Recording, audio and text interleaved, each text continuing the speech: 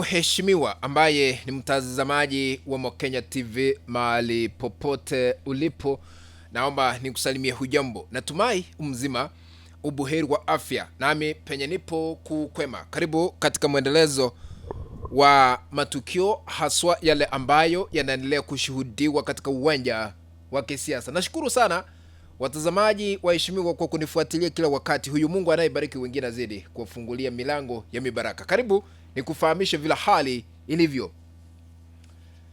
Siku ya Jumamosi tarehe 9 mwezi wa 5 mwaka huu 2025 kulikuwa na nominations hasa katika chama cha DCP cha Rigathi Gachagua katika eneo bunge wakilishi la Ole Kalau ili kumchagua yule ambaye anaenda kubeberusha bendera hasa kwa uchaguzi mdogo ambao utaandaliwa katika eneo lile tarehe 16 mwezi wa 7 mwaka huu baada ya mbunge wa eneo lile kuaga dunia.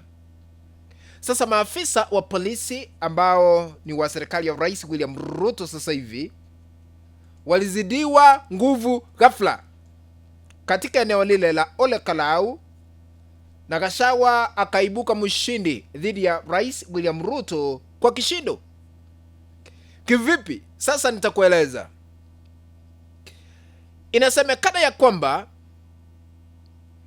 maafisa wa polisi walijaa pale katika eneo bunge lile wakati nominations zilikuwa zinaendelea, wakiwa na magari hapa na pale kama njia moja ya kuleta maybe usalama.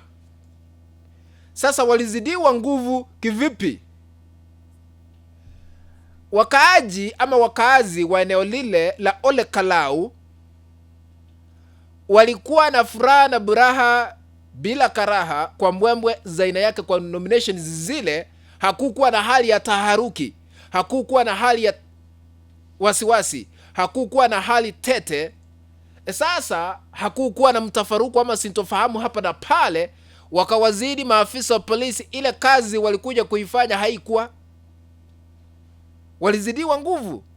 Walidhani kwamba kutakuwa na mtafaruku, sintofahamu, vita, lakini hakukuwa na kitu chochote, ila tu nominations zilikuwa zinaendeshwa kwa njia ya haki, uwazi na kihalali. Hata maafisa wa polisi walikuwa wanapita kuweka usalama, lakini hakukuwa na usalama wa kuwekwa, kwa sababu wao wenyewe walisema ya kwamba sisi hatuna shida, hata maafisa wa polisi waondoke, hatuna shida.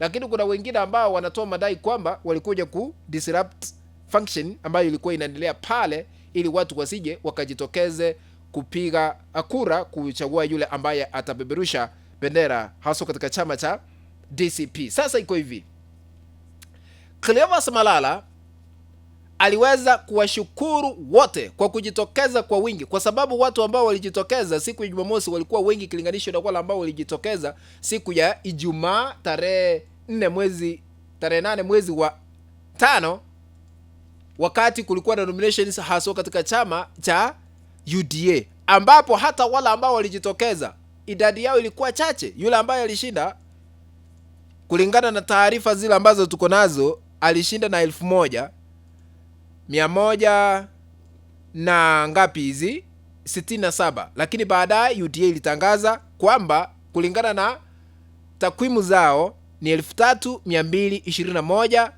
ambazo ni kura Samuel Nyagash alipata, huku akifuatwa na George ambaye aliweza kujizolea kura 3077. Hata tuweke ni hizo, tuachane na hizi zingine, tuseme ni hizo zote ukijumlisha pamoja hazikuwa zinapita 8000. Sasa tarajia tutawaletea habari kwamba UDA aliyetangulia kushinda amepata zaidi ya 15,000 kwa sababu watu wengi waliweza kujitokeza, na eneo bunge lile limeweza kusajili kura 72,997. Tusikize vile Cleophas Malala aliweza kushukuru akina mama, hata wale wazee walikuja kupiga kura, hata wale ambao walikuwa walevi walipanga foleni, wakasema liwe liwalo, liwe na liwe, skiza ground, lazima iteke nyara. So ningependa kuwashukuru, mmejitokeza kwa wingi. Jana hamkwenda kwa UDA, leo mmekuja kwa wingi kabisa.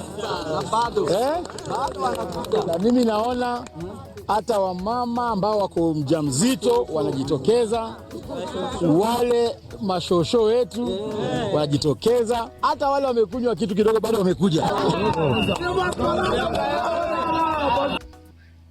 Sasa umesikiza vile Cleophas Malala amezungumza yeye mwenyewe. Kwa hivyo tunaweza kudhibitisha kwamba hakukuwa na chochote cha maafisa wa polisi kushughulikia pale, ila tu nominations zilikuwa sawa na watu waliamuka kama uchaguzi wa kawaida. Mida ya saa 12 asubuhi wameanza kupiga kura, na taarifa ambazo tumezipokea zinasema ya kwamba hata ballot papers ziliisha. Walitengeneza kidogo. Watu waliojitokeza walikuwa wengi, walikuwa wanataka kuonyesha umoja kwa Rigathi Gachagua. Na hii inamaanisha ya kwamba Rigathi Gachagua's political party DCP has overpowered UDA in Ole Kalau nominations.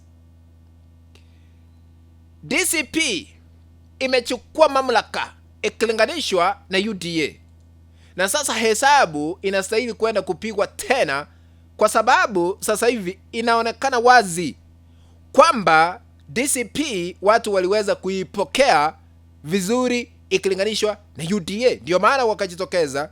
Na sasa tusubiri tuone. Inaonekana hadharani kwamba huenda DCP itashinda uchaguzi huu mdogo, haswa kwa kiti hiki cha ubunge katika eneo bunge lile la Ole Kalau tarehe 16 mwezi wa 7 mwaka huu 2026. Na Gachagua yeye mwenyewe alisema ya kwamba wakati huu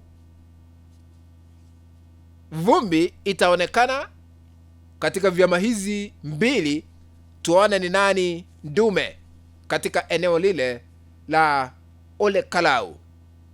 What do you think? Kufikia hapo, mpenzi mtazamaji, sina lingine la kuongeza ila tu nitamatishie hii kanda hapo. Tukutane baadaye kwa kanda ambayo nitaitengeneza. But I have only one request.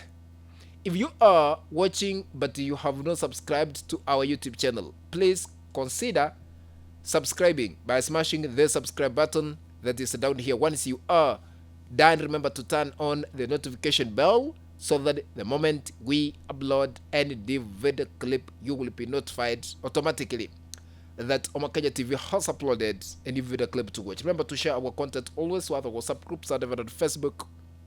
That is the only way we can continue building this channel of ours, Omakenya TV. Be blessed. Let's meet in the next video. Bye bye.